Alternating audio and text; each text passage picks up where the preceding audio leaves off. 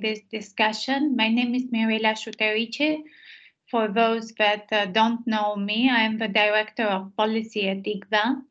And we thought about organizing this meeting as we are coming to an end of an important process of consultations about a political declaration on the use of explosive weapons in civilians areas.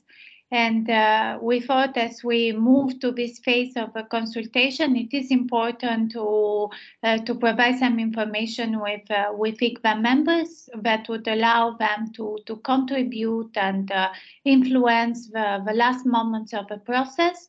But it will also help them to position themselves later on when we'll hopefully will have the declaration agreed upon, and then we can work together towards the implementation of a declaration. And I have the honor and the privilege to have 3 colleagues joining us in the discussion to share about their knowledge of the process and also their experience with the process so far and their expectations out of this process and the next steps. And I will briefly introduce them, but I would kindly request them to speak us a bit further about themselves and their work. So, John, are you still with us? Yes. So, John Ford, who just rejoined us. John Ford is the Deputy Director at the Department of Foreign Affairs of Ireland in the Division of Disarmament and Non-Proliferation section. Actually, it's a section, not a division. And then the other 2 colleagues we have are from civil society. We have Laura Boyliot from the International Network on Explosive Weapons. And we have my colleagues and friend Baptiste Chapuis from HI. And both of them will share more from the perspective of NGO engagement in the process and the next steps. So without losing any further time, I would hand it over to John. John, thank you so much again for joining this meeting. I think it will be very interesting for colleagues to hear from you the interest of Ireland in this specific initiative. What do you expect to see as end of a result? Maybe a bit about how you have encouraged the NGO participation throughout the process. And I have to say that you have showed a real strong leadership in that direction. So thank you very much for that. And maybe also to close from your side to see a bit how you see the engagement of NGOs later on in terms of implementation of the commitments of a declaration.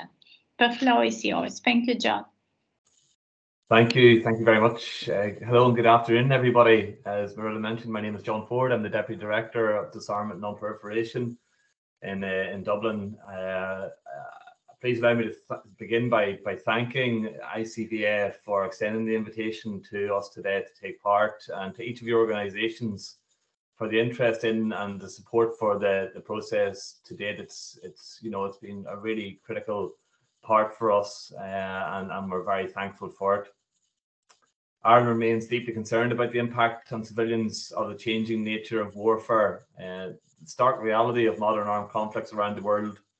As you will appreciate, is that due to their urban nature, it is civilians that are increasingly bearing the brunt.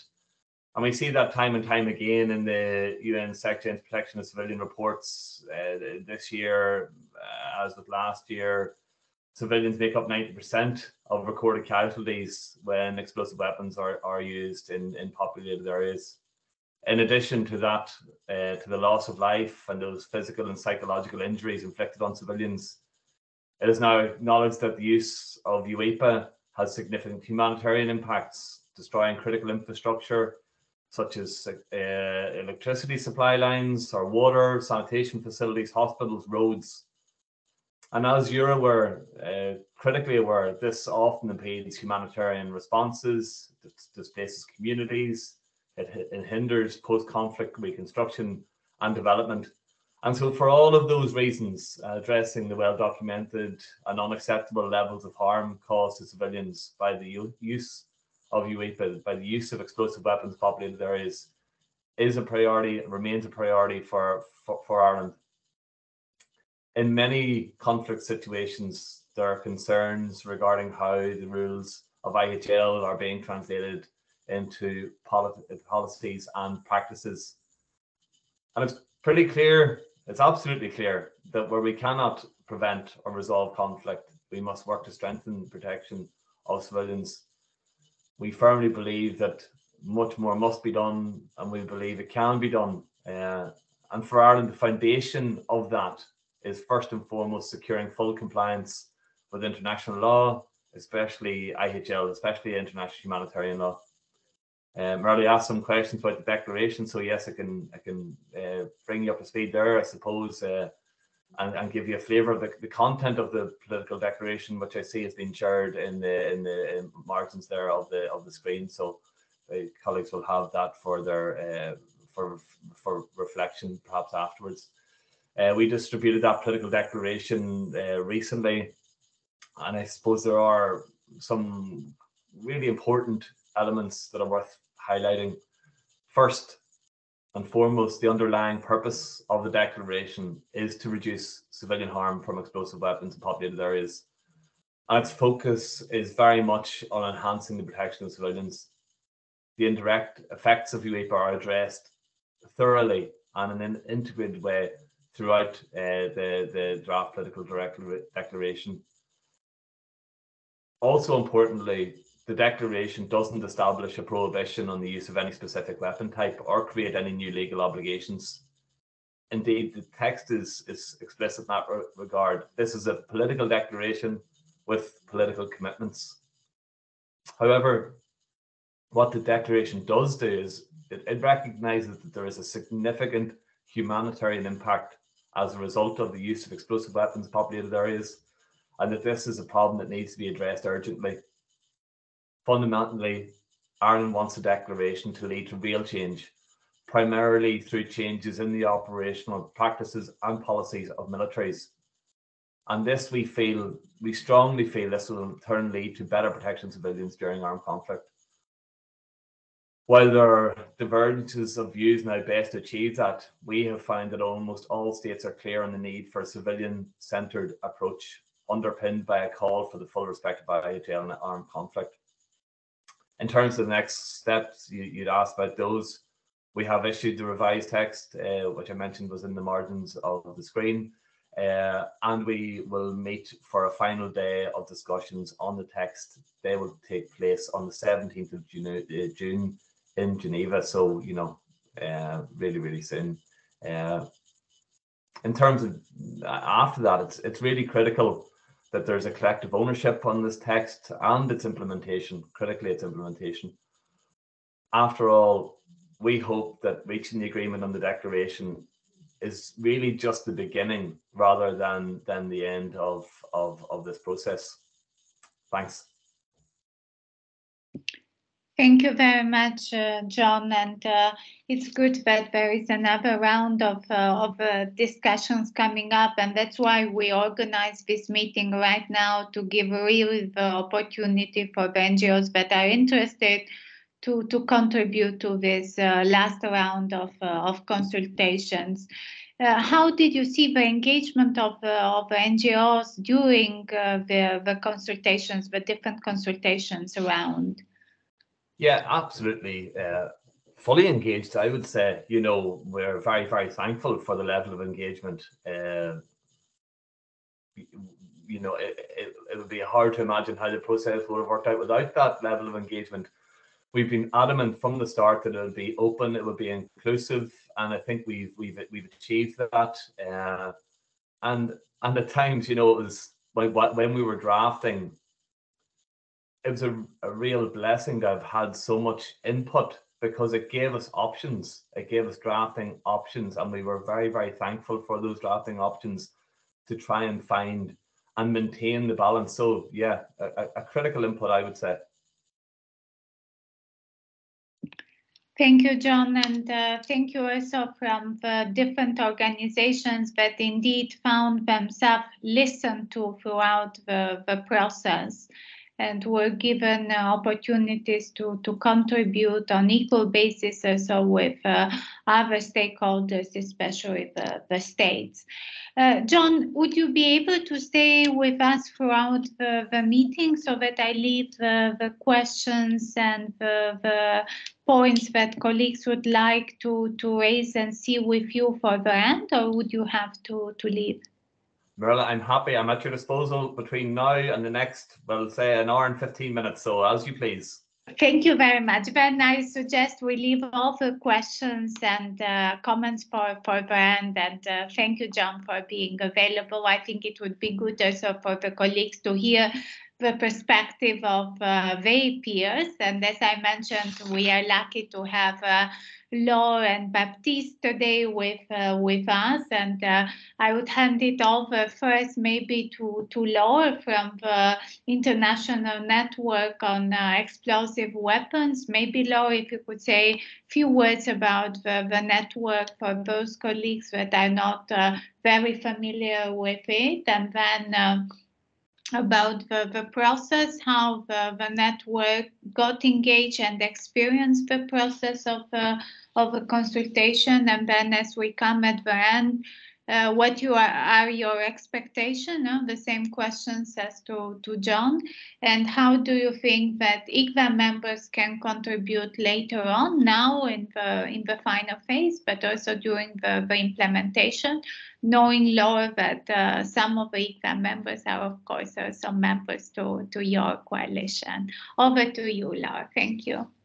Thanks very much, Mirella, and thanks for inviting me to come and brief you all today. And it's really nice to see some of the members that you have joining us today, also familiar, as you say, members of the INEW network as well. My name's Laura Boileau. I'm the coordinator of INEW, the International Network on Explosive Weapons. ICWA is a member of INEW as well, so we were really pleased when you expressed an interest in joining the INEW network. INEW is an international network of civil society organisations that works to prevent human suffering and civilian harm from bombing and shelling in towns and cities. So we have a very specific mandate and focus on the issue of explosive weapons in populated areas.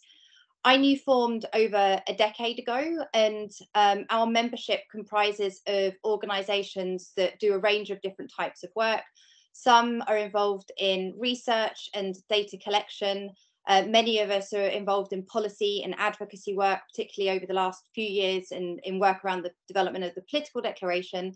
But others also do a lot of work or have programs in the field, providing assistance to communities that have been affected by conflict and affected by explosive weapon use, through clearance of explosive remnants of war, provision of assistance to victims like Humanitarian Inclusion does, where Baptiste comes from and will speak next, and other humanitarian aid and relief work. And so as our network has been involved in this process, we've drawn a lot on this field experience and the research and the data collection that our members do to really provide, I think, evidence of the problem that we're concerned about in terms of the use of explosive weapons in populated areas, which has helped to inform our policy messaging and our policy recommendations to states and others on how to strengthen the protection of civilians through primarily changes in policy and in practice. And we very much appreciated being able to contribute, I think, quite significantly to the political declaration process work and the ongoing kind of policy development around that. Very much thanks to the open process that Ireland has led through the series of consultation meetings. And we very much appreciated the open and inclusive engagement in that process of work, but also I think there's an explicit recognition in the text of the declaration to the work of civil society and the future work of civil society in this process and in future meetings of the declaration, which is very important. So maybe taking a step back and looking at the bigger picture of the work that we're doing, I think work on this issue is really at a very pivotal point, and I think it's really an exciting opportunity for ICFA members to be involved in this area of work. On the one hand, we obviously continue to see very high levels of harm to civilians from the use of explosive weapons in populated areas. Over the last few weeks, of course, we've seen daily news reports of the extensive use of bombs, missiles, rockets in major towns and cities in Ukraine, and the extensive and devastating impact this has caused to civilians there. But I think it's important also to recognise that this is a pattern of harm that we have experienced all too frequently in many other different countries and different contexts as well. We see it now in Ethiopia, in Yemen, in Syria. We saw it very much last year in Gaza and in Nagorno-Karabakh, just to name a few examples. And our research and data has found that over the past decade, each year we've documented explosive weapon use in populated areas in around 50 to 60 countries every year. Tens of thousands of civilians are killed each year. And our members have consistently found that when explosive weapons are used in populated areas, 90% of the victims are civilians. So this is a really very serious humanitarian problem that we're seeing. And it's been recognised by the UN Secretary General, who has repeatedly called on states to work to address this issue and to essentially avoid using explosive weapons when they have wide area effects in populated areas. And this is a position that the ICRC have also taken as well. But like John said, this is also a very timely issue because states are very close to reaching agreement on the International Political Declaration. And this is aimed at strengthening the protection of civilians from the use of explosive weapons in populated areas. So I'm going to say a few words on where we're at with that process of work and how INEW plans to engage in it in the period ahead. So like John said, the declaration text has been finalised now, and Ireland sent that round a couple of weeks ago, and it will be presented at this meeting next week in Geneva on the 17th of June. So we will be there to share our views on the text. And I think overall, as INEW, we're very positive about reaching this very, I think, significant milestone, which is the culmination of over a decade of work now, and quite intensive work as well over recent months in particular. Having states agree and sign on to the declaration is going to be a major achievement, and I think a very significant contribution to the protection of civilians in conflict. As was said, it's not a legally binding instrument. It doesn't ban any weapons. It is a political instrument, a political declaration. So the sorts of changes that we expect to see will be changes in policy and practice, and I think most crucially in the area of military policies and practice. But it's also very much a starting point. This is, the culmination of many years of work, but it is certainly not to be seen as an end point. I think movement away from the use of explosive weapons in populated areas is going to be a long-term undertaking, and this is the sort of work that's going to be driven forward by implementation of the political declaration, which is really where I think we want to see meaningful action being undertaken. So next week, this meeting's a key milestone, but after that, we very much want to see states go on and endorse the text when it's open for endorsement. I think probably at a conference later on in this year, and the dates have yet to be set for that. And then there'll be this crucial work of implementation, which is really how we hope to see it make a difference on the ground to affected communities, as well as in preventative action. There are areas of the text where we had hoped it to be stronger in humanitarian terms and clearer in terms of the language, and having more, I think, explicit requirements of the actions that we think are needed to be taken by states and by militaries in particular. And I think this is especially the case with the commitment to restrict or refrain from use of explosive weapons in populated areas. It's commitment 3.3 for those that are looking at or familiar with the text. And with regards to this, I think this is certainly a building block where we will be continuing to make it very clear that when explosive weapons have wide area effects, where they're heavy explosive weapons, the appropriate response here will be to avoid or to refrain from such use in populated areas. And so I think implementation of this commitment is going to be very important, and the emphasis in this commitment is around developing national policies that restrict or refrain. So there's a lot of work to be done there on and how states interpret and elaborate those policies at a national level. Just in terms of maybe an overview of some of the key areas in the political declaration from our perspective. It has a preamble which lays out the humanitarian problem of the issue very well, I think, from our perspective. It recognises the widespread harm to civilians when explosive weapons are used in populated areas, including the broad range of impacts it has on individuals, on cities and the fabric of towns and cities, and on society as a whole. The text recognises the rights of victims, and it has commitments in it to assist those that are directly affected, their families and communities, and to provide humanitarian access. It recognises that there are heightened risks when explosive weapons, or due to a number of factors in relation to explosive weapons, including their explosive power. So we often see this with large aircraft bombs that have a big blast and fragmentation radius. The level of accuracy, which we see with certain types of weapons that are inappropriate for use because they're inaccurate and don't reliably hit the target, which causes extensive problems when used in populated areas, when that wider area contains civilians and civilian objects, and also systems that have multiple munitions, so multiple launch rocket systems, for example. These are key factors that create these wide area effects and makes it particularly risky to use such weapons in populated areas.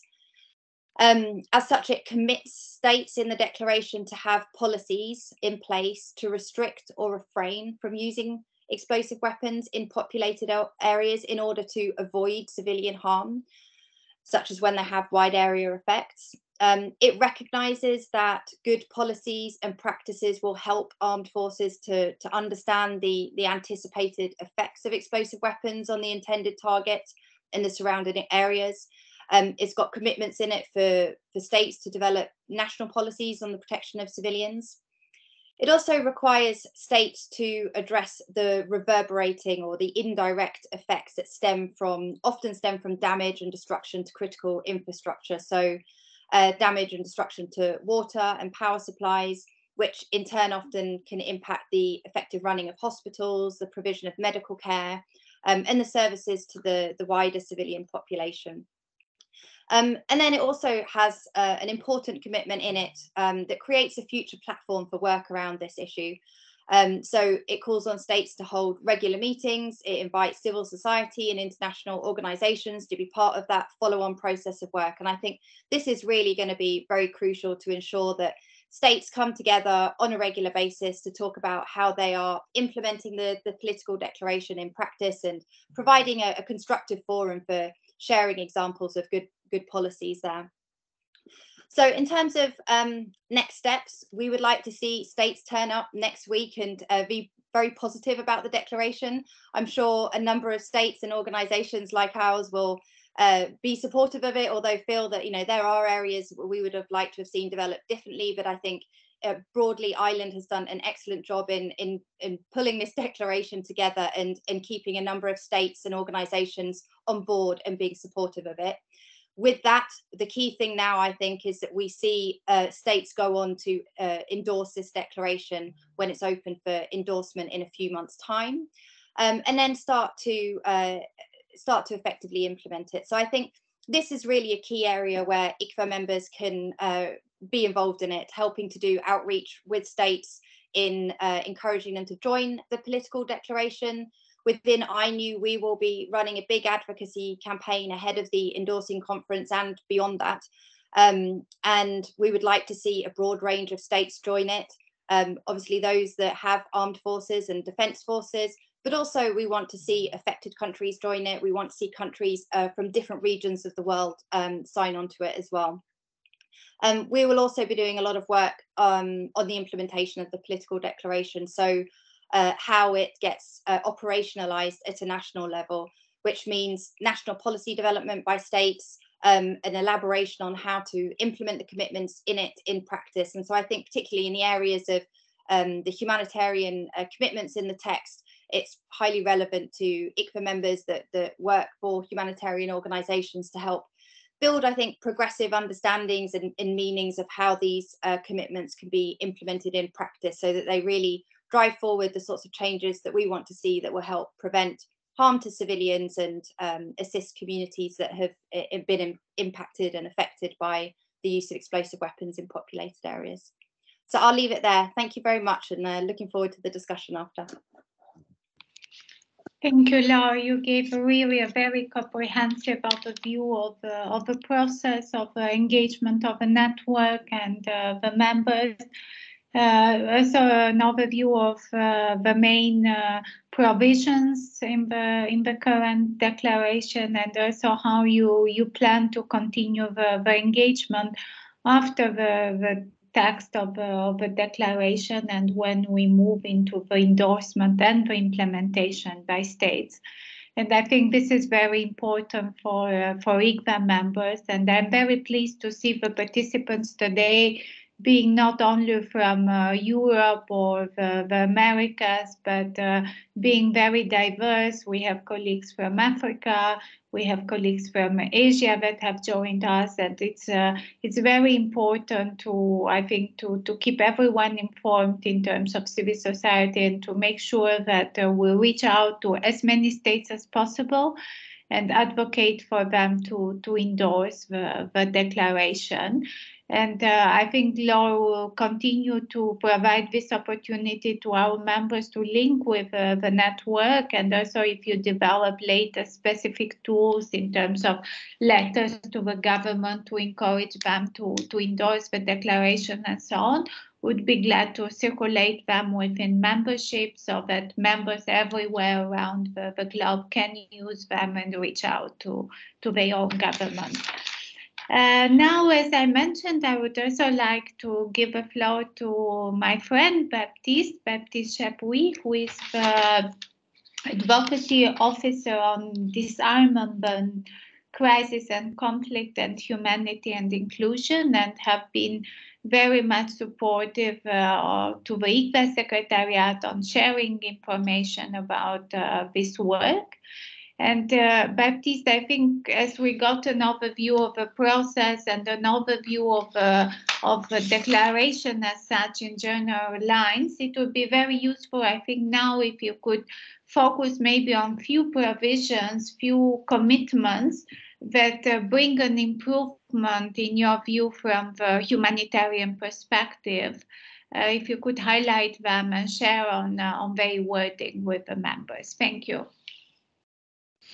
Thanks a lot, Mirella, and I take this opportunity to thank you again and to ICWA for organizing this briefing. I think that's a great moment to discuss about this topic before next week's key milestone in the 17th of June in Geneva.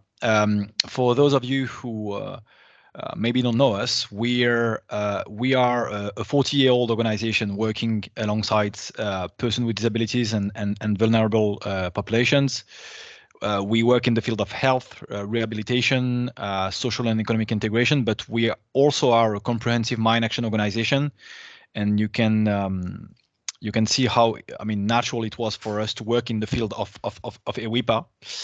As an introduction, before let's say giving our overview from a humanitarian perspective, and to say, because I know that in the ICWA audience we have people with a strong humanitarian expertise, we have people coming from humanitarian organizations, so it was also interesting for Laura and myself to give you an overview of how this new version of the text will let's say allow us humanitarian operators to operationalize some of these commitments into practice, to push for states to develop new policies and practices and improve many different sectors that I will talk to you about, such as victim assistance, humanitarian mine action, data collection, and of course, a principled humanitarian access. Having said this, I might start with victim assistance, which is the core of our mandate. The declaration that you might have seen in the chat, I see that Gisela has copy pasted the last version. Thank you very much. On the commitment, I think it's 3.5, if I'm not mistaken. The declaration now recognizes the rights of victim and has commitment in it to assist victim, including survivors, families of those killed or injured, and of course affected communities, which is very important for us. We expect the political declaration now to establish an inclusive framework for implementation, and we are pleased with the suggestion provided in the current text. So I will read it out loud so that you will see that how important is this commitment. States with this commitment will provide, facilitate, and support assistance to victims, people injured, survivors, families of people killed or injured, as well as communities affected by armed conflict. And of course, the 4.5, thank you very much, Laura, and adopt a holistic, integrated, gender-sensitive, and non-discriminatory approach to such assistance, taking into account of the rights of persons with disabilities and supporting post-conflict recovery and durable solution. I took some time to read it out loud because every single word matters in this commitment, which we believe is now, let's say, a solid baseline from a humanitarian perspective. Now implementing these commitments is essential to ensure the rights of victims and the provision of assistance are fully respected. And our challenge together with you all we will be to make sure that states interpret also this positive commitment in the most ambitious way possible by not only let's say stating that assistance is needed, but also to share and to detail what victim assistance includes, which is the fact that basic needs will be met, the fact that provision of emergency medical care, physical rehabilitation, psychological support, socioeconomic inclusion will, let's say, support the full realization of the victims' rights and the full participation in their society. So once again, for us, this commitment is essential, and we could be very well operationalized in our by humanitarian operators and by states. And it was important for us to start with this one. Secondly, as you know, we are mine action operators, so it was important for us to highlight throughout this process that humanitarian mine action, including risk education activities, are actually life-saving activities. And it was good to see that it now appears stronger in the current version of the text. Why? I'll say that, of course, I mean, needless to say that assistance to victims of armed conflict can be challenging, including for us, mine action operators. And humanitarian clearance of explosive is mostly happening only after the fighting has ceased. However, with many conflicts lasting for years and years, with all the protracted crises that you have seen, Yemen, Syria, to name a few, the kind of bombardment and create complex contamination, especially in urban settings, and it's a threat for civilians for extended periods of time. And that's the reason why it was essential for us to include explosive ordnance risk education, what we call EORE, in this section. And we are very glad to see that in the point 3.5, our suggestion to insert a reference to conduct principled EORE has been successful, and we thank Ireland for this as well.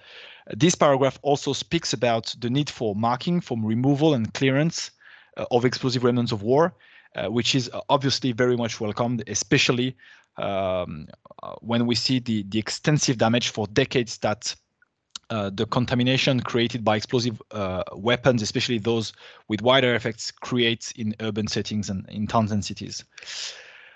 I also wanted to briefly talk about humanitarian access. It is now mentioned twice. I mean, 3 times if we can't mention also to humanitarian passage. But humanitarian access is mentioned 2 times first of all, in the preamble in the section 1.6.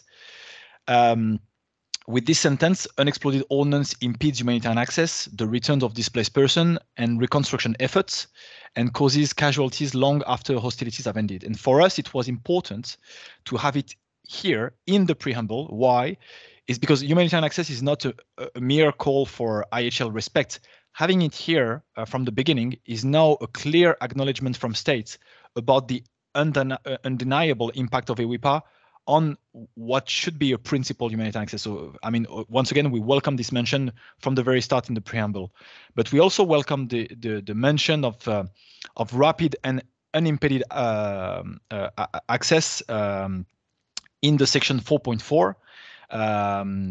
It says that states must facilitate rapid, safe and unhindered humanitarian access to those in need of situations of armed conflicts. Rapid, safe and unhindered, we believe each and every of these terms are important and will bring states much closer to what really is a principled humanitarian access.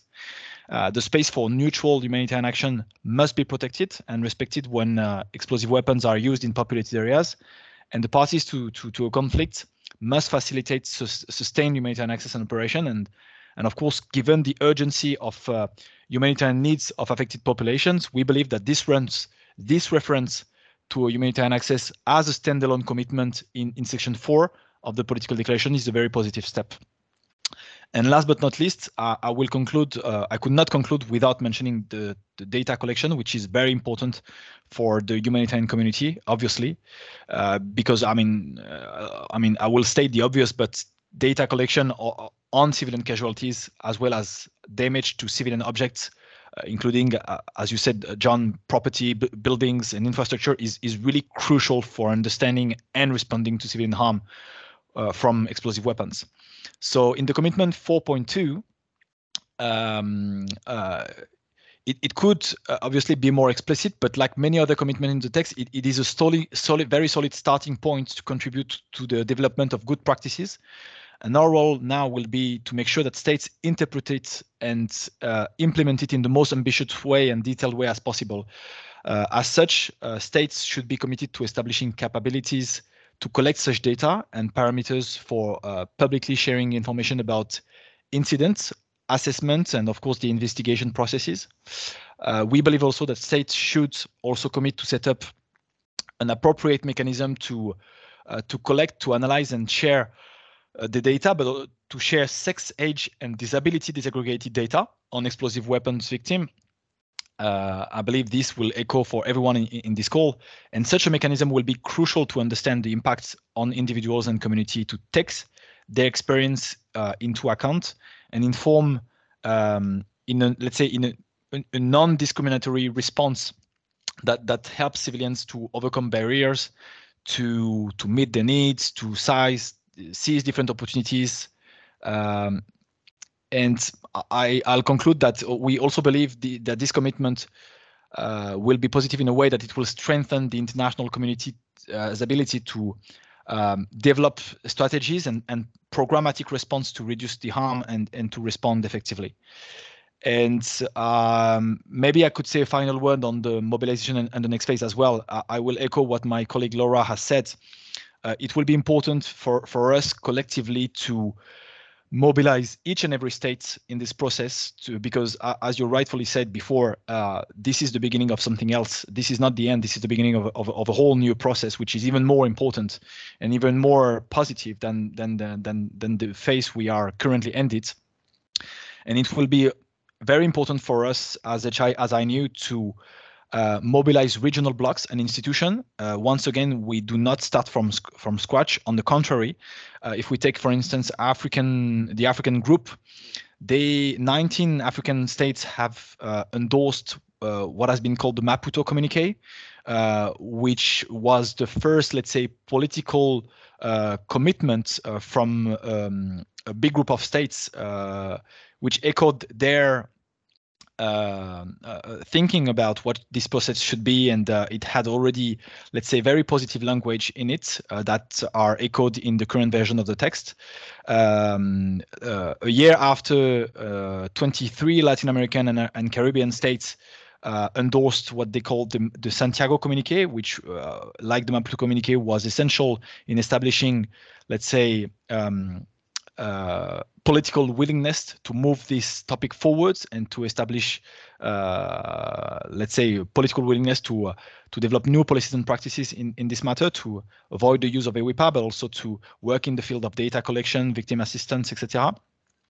And it's important when we will collectively advocate for these states, this group of states, to not only endorse but implement the political declaration, to mention these Maputo and Santiago communique as well, because they were, to give you a critical example about how best they were welcomed by the international community. They were both mentioned and welcomed by the UN Secretary General annual report on protection of the protection of civilians in 2017 and 2018. So we believe we now have, let's say, a strong text and another very positive text from a regional perspective to bring this topic forwards and maybe to bring it to the to a new stage, whether, I mean, of course, at a national level, but also to regional institutions such as the African Union. I will copy paste the text I talked about, and maybe also the press communique that the African Union Peace and Security Council issued 3 or 4 years ago on EWIPA, which was very good. And I think I'll stop here for the moment in case people have questions. I've taken too long, but once again, thank you, Mirella. Thank you, everyone, for taking the time. And hopefully, the next step of the process will be, let's say, as positive as this one was. Thank you. Thank you, Baptiste, and it was great that you could guide us through some key elements in the draft and highlight the positive improvements that they are expected to bring. And I took note very well of what you mentioned about then working with states to make sure that the states make the most ambitious interpretations of these commitments and translate them into realities. And I think that's where we as civil society organization have a strong role to play. But I leave it now open to colleagues, to participants to come up with questions, comments. I know that some of the colleagues that are online have also contributed to the process, or their organization has contributed to the process. So colleagues, please feel free to share a story about your own experience in the process, but also questions and expectations that you might have. The floor is open. Please raise your hand or use also the chat box. And I see. Thank you, Baptiste, for following up with the text of the documents.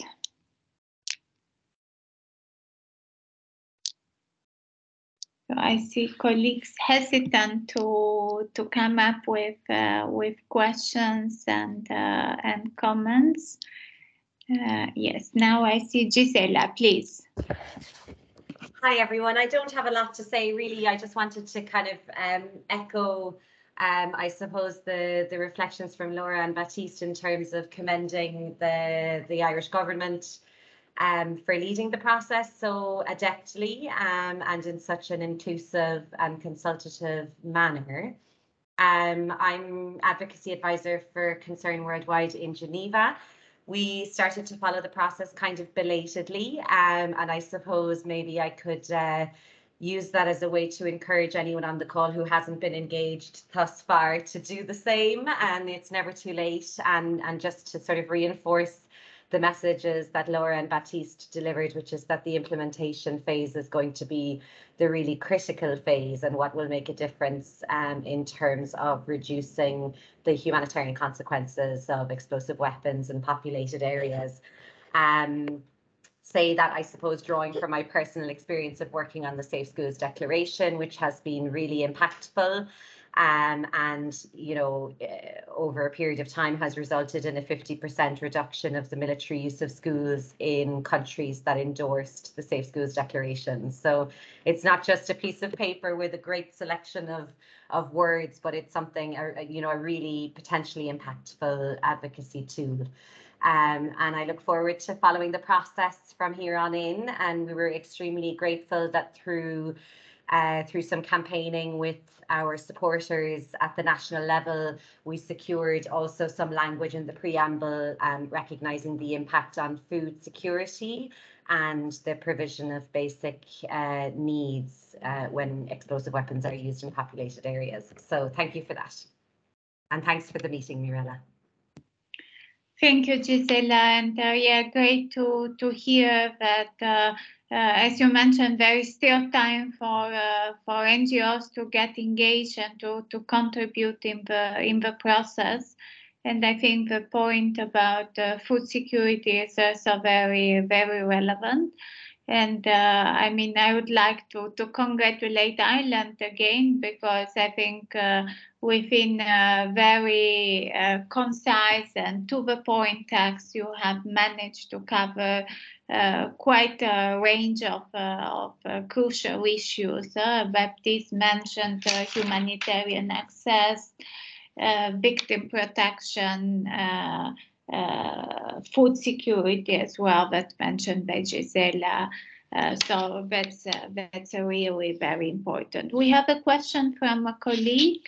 I'll read it out in the chat box. If my computer brings me to the chat box. Yeah, how much opposition is expected of a declaration, and how many states do we expect to sign? Maybe John, if you would like to answer these questions, knowing that of course you don't have very precise data, but what is the appetite right now? Sorry, I can't actually see the question in the chat box. So perhaps you would repeat it for me. I'm not sure what's going on here, but yeah, would you mind just repeating that for me, please? So the question is, how much opposition is expected of the declaration, and how many states do we expect to sign? Okay, yeah, happy now. So in terms of it's a compromise. This text, has been carefully crafted, I suppose, in terms of trying to maintain a balance throughout it. So, yeah, the first question is a bit tricky to answer. And the second one, in terms of speculating the number of people to sign up, I'm very reluctant to give a figure, for that. But what I would say is that so far across the board, the feedback has been positive. It's very interesting to hear Baptiste mention many of the areas that kept us long into the evening trying to word and get the formulation right. I'm just looking back at the track changes versions and all of the times we tried to draft and redraft and go again until we felt that we had sort of captured the essence of the point in a way that was balanced. But yeah, I'm reluctant to put a figure on it just now. I would hate to be a hostage to fortune, but I would say that the response has been positive, and we're thankful for that. Yeah, and maybe we can also hear from Baptiste and Laura that have followed all the rounds of consultation and have also had like a long and sometimes difficult conversation with a number of states. What is your feeling about states' interest to accept the current draft? Thanks, Mirella. Maybe I'll say a few words on that. We're in the process of having bilateral conversations with different states to get their views on the text and getting a sense of this ourselves. Our hope, I guess, first of all, and expectation is that, broadly speaking, there will be overall very positive support for this political declaration, and that will be expressed by most delegations next week on the 17th of June at the meeting. Like I said in my presentation, I'm sure many states and many organizations will also feel that their views have not been reflected entirely and wholly, which is the basis, which is how negotiations work, isn't it? So There will be probably some undertakings that need to be done by states to work through their systems and make decisions around whether they will join the declaration or not.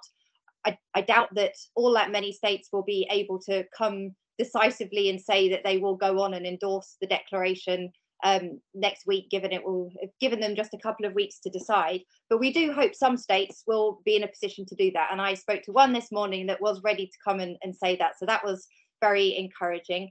As I said, we will launch a big advocacy campaign and make sure that we get a good number of states joining this political declaration. I think the best opportunity we've got for states to come and endorse a text will be at the first meeting or at the endorsing conference. So we'll do a big push and a big drive ahead of that. Gisela, who was with us before, was talking about the Safe Schools Declaration process, and I think that's a useful example to compare to. I think they had, is it 37 or 39 states, just under 40 countries joined the political declaration. So not all that many to start off with, 37, not all that many to start off with, but it has grown substantially over the years. There's been a very effective universalization campaign run by GCPA, the network that works on the Safe Schools Declaration. 114 countries have joined it today. So this is something that we will also do. We understand that not all countries will be in a position to join it, and we will put a lot of focus on universalization efforts. Like I said in my remarks, we hope to see a mix of different states join this. It's going to be important to try and get some of these military states and users of the weapons on board, but it isn't just for military states. There's lots of humanitarian commitments in it, and it is a principled position as well we want to see states taking, that they find the use of explosive weapons with wide area effects in populated areas unacceptable, and they want to work to strengthen protection of civilians. So we would like to see a broad group of states joining it. We have struggled to get many world regions that have limited capacity through the missions in Geneva represented at all of the negotiations. We've done a lot of work doing outreach to Latin America. Some of the Latin American states have been very active and very progressive on the issue. More difficult, as Baptiste will attest to, has been the outreach to get African states signing up to this. And I don't think that is a reflection of states not recognizing that this is an important issue or not being supportive of what the text says, but I think predominantly it is an issue of capacity at missions in Geneva and national capitals. So the more help we can get from ICFA members and civil society and other states helping to promote this declaration to a broad range of states, I think the better turnout we're going to get for the endorsing conference in a few months' time. Thank you. Thank you, Laura. And as I mentioned before, we have some colleagues from Africa in the meeting, and there is already a question of one of them in the chat box. But I go first to Vanessa, who has been waiting for the floor for a little while, and then we look at the chat box. Thank you, Vanessa.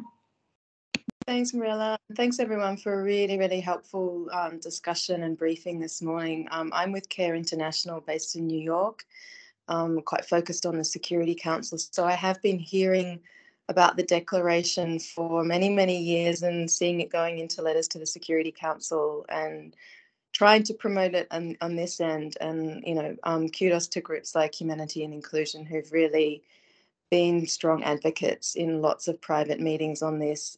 But my question is really, because you've talked a lot about what you want member states to be doing and that, you know, there's this important meeting coming up in Geneva, but what can those of us in other critical multilateral hubs be doing? Is it more about just helping to get this declaration mentioned and recognized in the work of Security Council and other UN bodies, or what does that picture look like?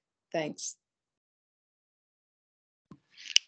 Thank you, Vanessa. And the other question that we have in the chat box was about the main challenge in the process of drafting the declaration.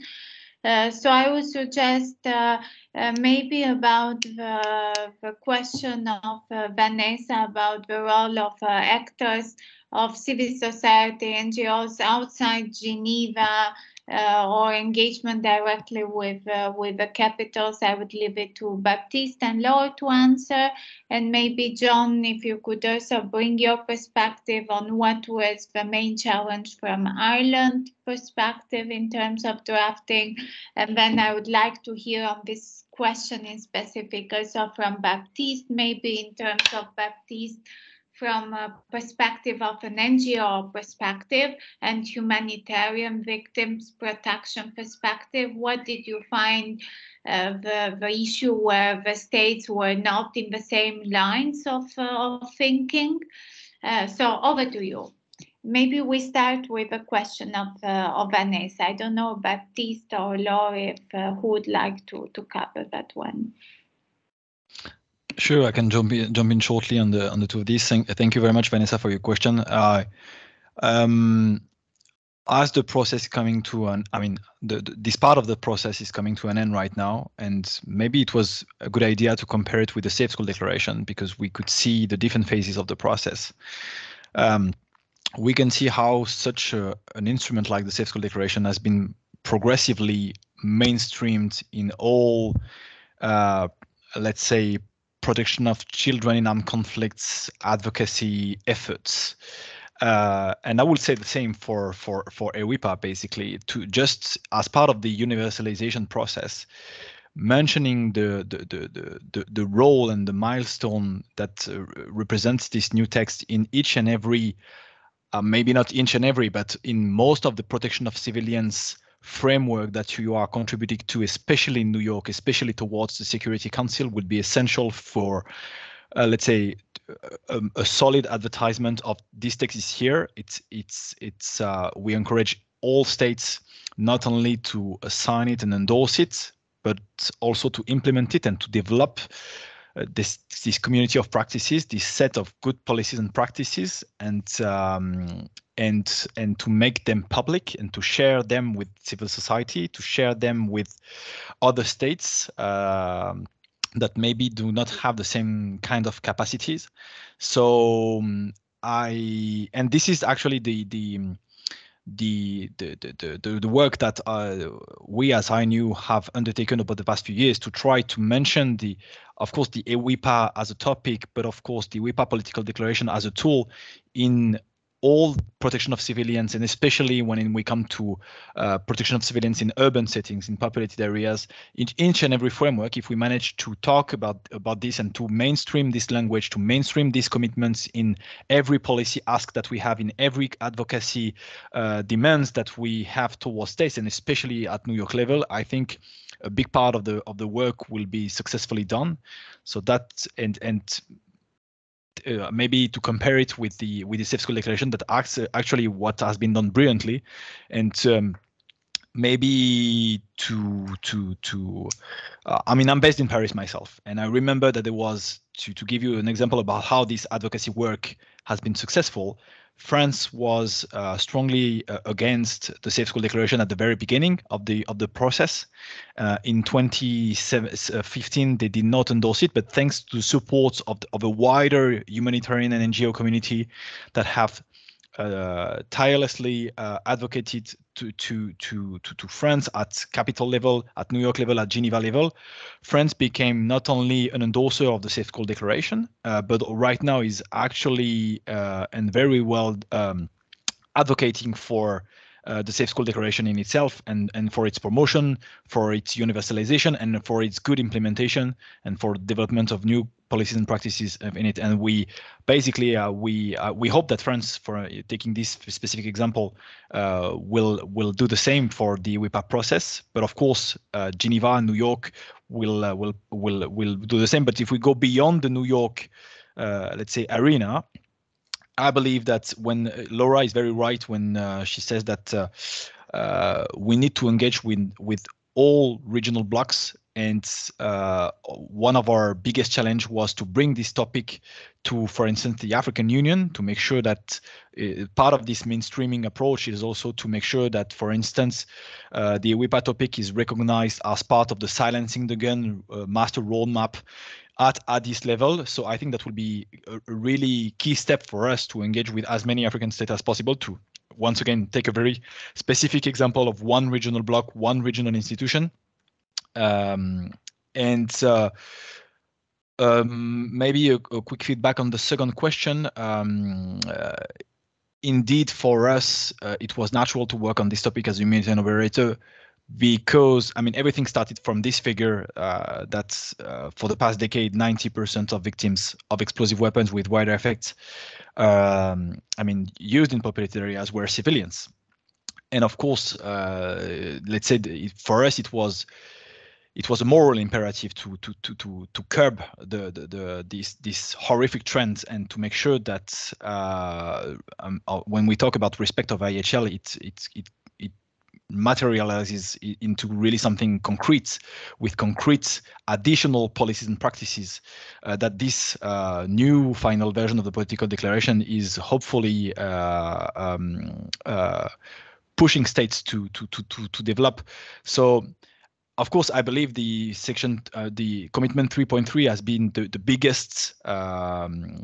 biggest challenge for all of us. Of course, right now we have let's say a solid baseline that will push for states to develop new policies and practices, and of course, we were pushing for states to avoid the use of EWIPA, but right now it's basically a matter of interpretation. We have this language, and we believe this is a solid baseline to push for states to restrict, to refrain, and hopefully to go as far as to avoiding the use of explosive weapons in populated areas, especially those with wide array effects. And it will be our role to go to each and every state and to convince them to have the strongest interpretation of this element 3.3, and to make sure that we could curb these horrific trends, and to make sure that this 90% figure will belong to history in the near future.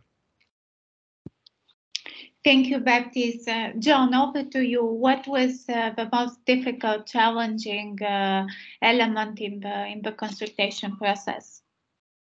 Yeah, so there's a couple of factors that made this process difficult. First of all, you know, it would be remiss not to mention the impact that COVID's had on our ability to get people together.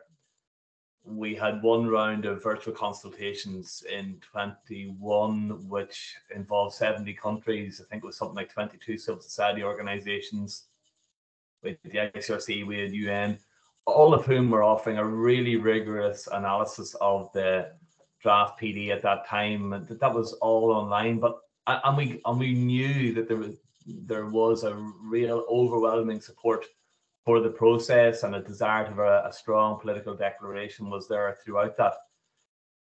But we always felt like to cross the line, we needed to get people into the room together. And you know, a lot of people on the call were present when we got together most recently in Geneva, and that in-person format certainly left a much more positive. We left with a much more positive sense. We could really gauge the appetite in a very genuine way. So yeah, first and foremost was the impact of COVID, and navigating that and keeping momentum there and keeping it alive, and you know, keeping it to the fore of people's sort of speaking points when they're getting together. You know, that was a challenge. So that was one. The second then was throughout those consultations, those early rounds, we could see where the convergences were. Basically, you know, section 2 was going okay. Section 4 was going okay. We recognized that there was work to do in both of those areas, but we could see where the commonalities were, and we could sort of navigate. We thought we could navigate that. Where the biggest challenge was, and I think Baptiste mentioned it just a second ago, was the main operational commitment. That's 3.3, and then to frame the issue to the preambular section 1. They were the challenging aspects. They were the places where the divergences, the real significant divergences existed, and so getting that in-person kind of negotiation under our belts, I think was critical to navigating that. And then just in terms of a very practical, you know, in terms of the drafting process, just the the sheer volume of the engagement. It was a real blessing, of course, but it was just, you know, you wanted to include all of the great proposals that were offered. So yeah, that's a snapshot of the issues as they arose throughout the process. Thank you so much, John. And indeed, I participated to a couple of consultations online and in person, and it was great. It was very inspiring to be with all these experts around the table. But I have to say, it was also a bit intimidating, and at a certain point, difficult to follow. And of course, I mean, different interests at stakes, very important interests for the stakes. So I think you did a great job in navigating that all and not hiding away, but really pushing forward with the process.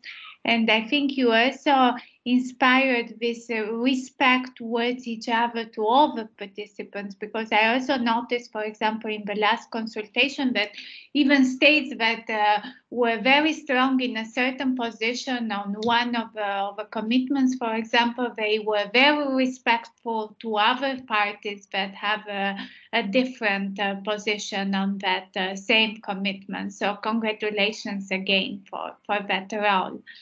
And colleagues, I know that we booked till 3:30, but I know also that we have all busy agendas, and some colleagues already had to leave to other meetings. So I want to see if there is someone else that would like to ask a last question to our excellent panelists for today.